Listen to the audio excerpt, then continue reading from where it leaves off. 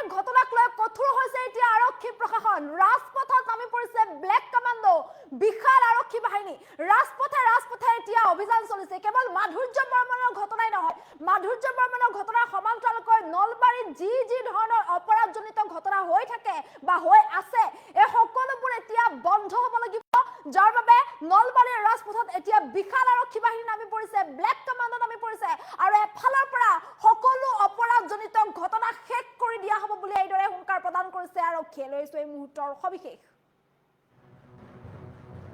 নলবাৰী ঘটনাক লৈ কঠোৰ আৰক্ষী প্ৰশাসন নলবাৰী ঘটনাক লৈ কঠোৰ হৈ পৰিছে নলবাৰীৰ এই ঘটনাৰ পৰা ৰাইজ সতৰ্ক হৈ থাকিব লাগিব ৰাইজকো সতৰ্ক হৈ থাকিবলৈ আহ্বান জনাইছে আৰক্ষীয়ে নিজৰ ঠাইত পহৰা অথবা ভিডিপিৰ ব্যৱস্থা কৰিবলৈ জনোৱা হৈছে আহ্বান মাধুৰ্য বৰ্মনৰ ঘটনাই নহয় গৰু ছাগলী চুৰি ডকাইতি আদি ঘটনা দৈনিক ঘটি আছে এনে ধৰণৰ ঘটনা শেষ হ'বই লাগিব নাইকিয়া হ'ব লাগিব এনে ধৰণৰ অপৰাধজনিত ঘটনা ৰাজপথত বিশাল আৰক্ষী বাহিনী ব্লেক কমাণ্ডোৱে চলাইছে অভিযান ৰাজপথত এতিয়া ব্লেক কমাণ্ডো নামি পৰিছে আৰক্ষী বাহিনী নামি পৰিছে নলবাৰী ঘটনাক লৈ আৰক্ষী প্ৰশাসন কঠোৰ হোৱা দেখিবলৈ পোৱা গৈছে এক প্ৰকাৰ কঠোৰ সতৰ্কবাণী প্ৰদান কৰিছে ৰাইজক সতৰ্ক হৈ থকাৰ আহ্বান জনোৱা হৈছে আৰু এইদৰে ৰাজপথত এতিয়া ব্লেক কমাণ্ডো আৰক্ষী বাহিনী অভিযান চলাইছে মুঠৰ ওপৰত যি ধৰণৰ অপৰাধজনিত ঘটনা হৈ থাকে এনে ঘটনা শেষ হ'ব লাগিব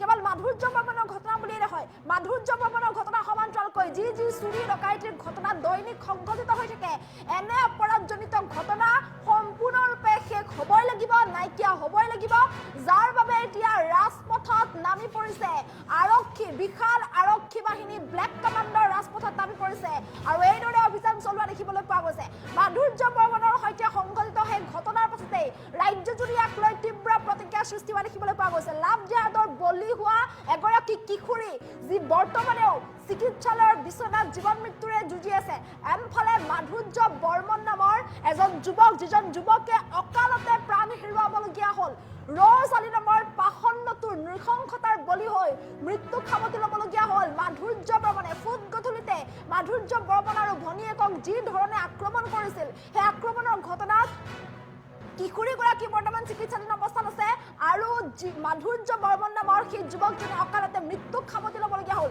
যি ঘটনাৰ পাছতে ৰাজ্যজুৰি তীব্ৰ প্ৰতিক্ৰিয়াৰ সৃষ্টি হোৱা দেখিবলৈ পোৱা গৈছে ইয়াক লৈ ব্যাপক প্ৰতিবাদ সাব্যস্ত কৰা দেখিবলৈ পোৱা গৈছে দোষীৰ শাস্তিৰ দাবী কৰা দেখিবলৈ পোৱা গৈছিল আৰু তাৰ পাছতে ৰজ আলীক এনকাউণ্টাৰ কৰিছে আৰক্ষীৰ এনকাউণ্টাৰত নিহত হয় পাষণ্ড ৰজ আলী কিন্তু যদিও ৰজ আলী নিহত হ'ল কিন্তু যি ধৰণৰ অপৰাধজনিত ঘটনা সংঘটিত হৈ থাকে এনে ঘটনা আৰু দুনাই যাতে নহয় তাৰ বাবে আৰক্ষী প্ৰশাসন এইদৰে কঠোৰ হৈ পৰিছে পুনৰ এবাৰ আৰু এজন মাধুৰ্যক যাতে কোনেও হেৰুৱাবলগীয়া নহয় তাৰ বাবে আৰক্ষী প্ৰশাসন এইদৰে ৰাজপথত নামি পৰিছে ব্লেক কমাণ্ডো নামি পৰিছে বিশাল আৰক্ষী বাহিনী নামি পৰিছে আৰক্ষীয়ে ৰাইজক সতৰ্ক হৈ থকাৰ আহ্বান জনোৱা হৈছে ভিডিপি আৰু পহৰাৰ ব্যৱস্থা কৰিবলৈ আহ্বান জনোৱা হৈছে সকলো যাতে সতৰ্ক হৈ থাকে তাৰ বাবে নিৰ্দেশ দিয়া হৈছে যি ধৰণৰ অপৰাধজনিত ঘটনা সংঘটিত হৈ থাকে কেৱল মাধুৰ্য বৰ্মনৰ ঘটনাই নহয় আন যি চুৰি ডকাইতি কাণ্ড গৰু চুৰি ঘটনা এনেধৰণৰ যি ঘটনা সংঘটিত হৈ থাকে এই সকলো ঘটনা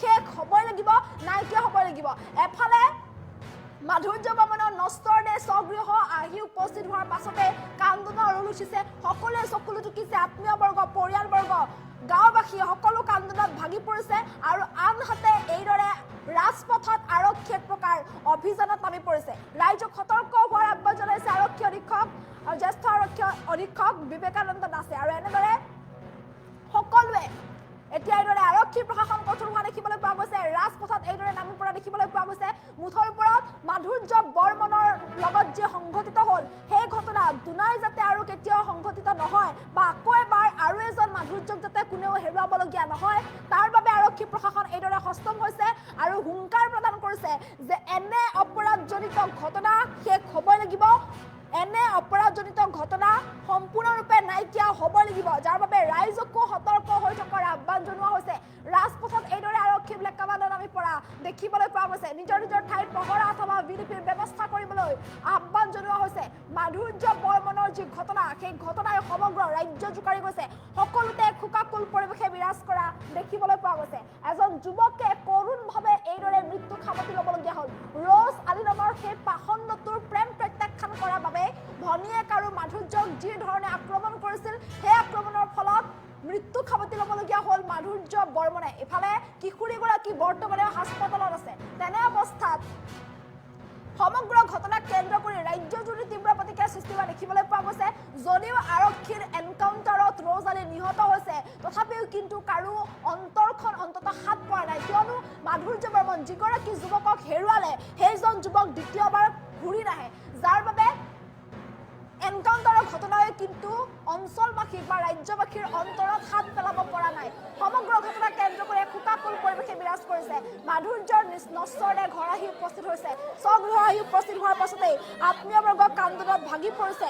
সকলোৱে চকুলো টুকিছে, এনেদৰে কান্দোনত ভাগি পৰিছে। মুঠৰ ওপৰে শোকাকুল পৰিৱেশে বিৰাজ কৰিছে। এনে এগৰাকী ব্যক্তি নাই যিগৰাকী ব্যক্তিৰ চকুত চকুলো নাই। আজি সকলোৱে চকুলো টুকিছে মাধুৰ্যৰ বাবে। আজি সকলোৱে কান্দিছে, কিয়নো মাধুৰ্যৰ এই মৃত্যু কোনেও সহজভাৱে ল'ব পৰা নাই। কোনেও মাধুৰ্যৰ মৃত্যুক এনেদৰে কল্পনা কৰিব পৰা নাই। সকলোৱে চকুলো চুকিছে। আৰু ইয়াৰ মাজতেই আৰক্ষী এইদৰে ৰাজপথত নামি পৰিছে। বিশাল আৰক্ষী বাহিনী ব্লেক কামাণ্ডৰ ৰাজপথত নামি পৰিছে। অভিযান চলিছে আৰু এক প্ৰকাৰ হুংকাৰ প্ৰদান কৰিছে যে কোনো যাতে এনেধৰণৰ ঘটনা পুনৰ এবাৰ যাতে সংঘটিত নহয়, তাৰ বাবে ৰাইজকো সতৰ্ক হৈ থকাৰ আহ্বান জনাইছে। আৰু লগতে হুংকাৰ প্ৰদান কৰিছে যে এনে ঘটনা কেৱল মাধুৰ্য বৰ্মন বুলিয়েই নহয়, অন্যান্য যি অপৰাধজনিত ঘটনা, চুৰি ডকাইতি, এনে সকলোবোৰ ঘটনা শেষ হ'বই লাগিব বুলি এক প্ৰকাৰ আৰক্ষীয়ে হুংকাৰ প্ৰদান কৰা দেখিবলৈ পোৱা গৈছে। যিসকল এনে দুষ্কৃতিকাৰী আছে সেইসকল এতিয়া সাৱধান হওক। মুঠৰ ওপৰত এনে ঘটনা সংঘটিত হ'লেই লোৱা হ'ব কঠোৰ একশ্যন, যাৰ পৰিপ্ৰেক্ষিতত ৰাজপথত এইদৰে বিশাল আৰক্ষী বাহিনী নামি পৰা দেখিবলৈ পোৱা গৈছে। নলবাৰীক অশান্ত কৰা কোনো লোক সাৰি যাব নোৱাৰিব, কোনো লোককে ৰেহাই দিয়া নহ'ব বুলি প্ৰকাশ প্ৰদান কৰিছে। মন্তব্য আছে, মন্তব্য শুনাবলৈ চেষ্টা কৰিছো। এনেকুৱা ধৰণৰ ক্ৰিমিনেল খুব কমহে থকা যায়। আজিও আমি যেতিয়া তেওঁক বিচাৰি তেওঁক ধৰা হ'ল, তাৰপিছত আমি তেওঁ লুকুৱাই থোৱা ৱেপনটো দাখন বিচাৰি তেওঁক লিড কৰা হ'ল। তেওঁ যেতিয়া আমাক লিড কৰি আছিল, তেতিয়াও তেওঁ আমাৰ পৰা বন্দুক স্নেচ কৰি আমাৰ ওপৰতে ফায়াৰ কৰি পলাবৰ কাৰণে চেষ্টা কৰিছিল। কিন্তু আমাৰ পুলিচে ইন ৰিটালিয়েশ্যন ফায়াৰ কৰোঁতে তেওঁ বুকুত গুলি এটা লাগে আৰু তেওঁক এতিয়া হস্পিটেলত আনি থকা হৈছে। সেইটো হস্পিটেল আহি পালে গম পাম আমি। আহি আছে, ফায়াৰো কৰিছে, আমাৰ প্ৰায় 4 ৰাউণ্ড মান ফায়াৰ কৰিছে পুলিচৰ। নাই, আমি যোনখিনি প্ৰিলিমিনাৰী ইনভেষ্টিগেশ্যন পাইছো বা যোনগৰাকী এতিয়া হস্পিটেলত আছে তেওঁ ষ্টেটমেণ্ট দিছে যে এজনেই ল'ৰা আছিলে। তেওঁৰ নামটো দুটা আসিফ খান এলায়েছ ৰ'জ আলী। গতিকে সেইটোতে অলপ সংবাদ মাধ্যমতো কনফিউজন হৈ আছে যে দুজন মানুহ, কিন্তু প্ৰকৃততে এজনেই আছিলে। কাৰণ তেওঁলোকে আমাক যোনটো দেখা সাক্ষী ছোৱালীগৰাকীয়ে কৈছে অকলে আহিছে। ৰাইজক আমাৰ এটাই আহ্বান যে ৰাইজো সতৰ্ক হৈ থাকিব লাগিব, যিহেতুকে আমাৰ পুলিচৰ লিমিটেড ৰিচোৰ্চেছ আছে। মোৰ এটাই অনুৰোধ, সকলো গাঁৱত বা নিজৰ নিজৰ পহৰা চিষ্টেম কৰক, বা অকল এনেকুৱা ধৰণৰ ক্ৰাইমে নহয়, গৰু ছাগলীৰ পৰা বিভিন্ন ধৰণৰ চুৰি ডকাইত বা তেনেকুৱা ঘটনা ঘটি আছে। গাঁৱৰ মানুহ যদি নিজে সতৰ্ক থাকে বা কোনোবাই যদি VDP হিচাপে গঠন কৰিব বিচাৰে, সেইটোতো আমি সহায় কৰি দিম।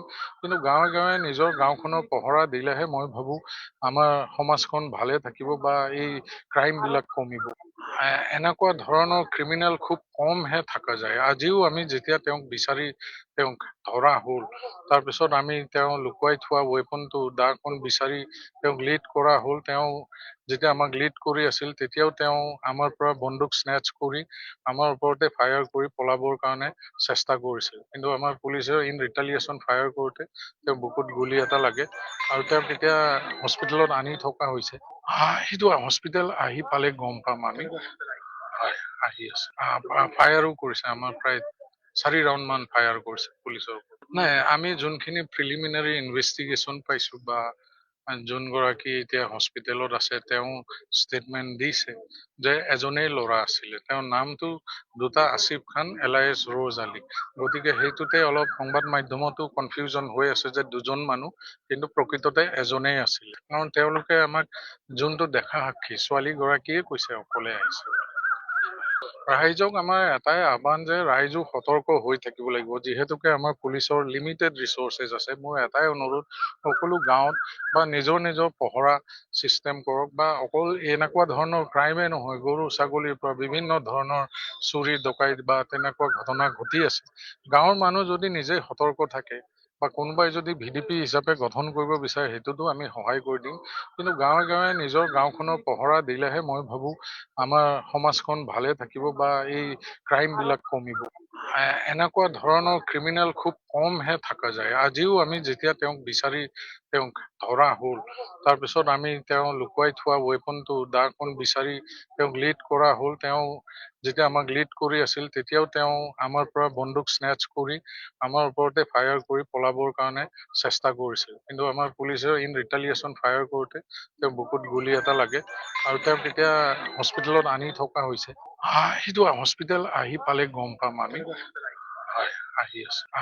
ফায়াৰো কৰিছে, আমাৰ প্ৰায় 4 ৰাউণ্ড মান ফায়াৰ কৰিছে পুলিচৰ ওপৰত। নাই, আমি যোনখিনি প্ৰিলিমিনাৰী ইনভেষ্টিগেশ্যন পাইছো বা যোনগৰাকী এতিয়া হস্পিটেলত আছে, তেওঁ ষ্টেটমেণ্ট দিছে যে এজনেই ল'ৰা আছিলে। তেওঁৰ নামটো দুটা আসিফ খান, এলায়েছ ৰ'জ আলী। গতিকে সেইটোতে অলপ সংবাদ মাধ্যমতো কনফিউজন হৈ আছে যে দুজন মানুহ, কিন্তু প্ৰকৃততে এজনেই আছিলে। কাৰণ তেওঁলোকে আমাক যোনটো দেখা সাক্ষী, ছোৱালী গৰাকীয়ে কৈছে অকলে আহিছে।